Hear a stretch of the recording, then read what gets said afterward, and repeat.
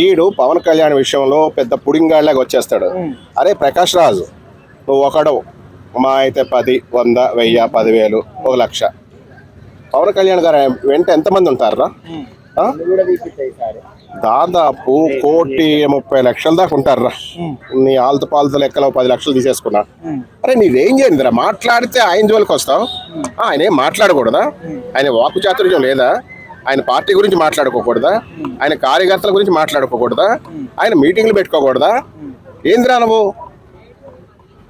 నీ వాల్యూ పోగొట్టుకుంటున్నావు. ముఖ్యంగా ఏంటంటే నువ్వు ఎక్కడో చోట పోటీ చేయాలి, ఎమ్మెల్యే గానో ఎంపీ గానో గెలవాలని చాలా ఫైట్లు చేస్తున్నావు. అవన్నీ కాదు.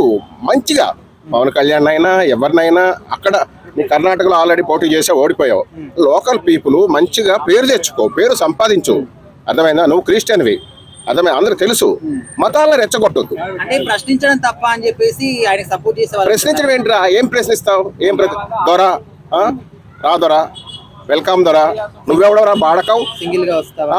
ఇది తెలంగాణ. ఇక్కడిక్కడే కొట్లాట్ల పంచాయతీలు జరుగుతుంటే కర్ణాటకలో పుట్టినోడికి నీకేం పనిరా? ఇక్కడే ఆంధ్ర వాడే ఇక్కడ రావద్దు అంటున్నారు తెలంగాణకి.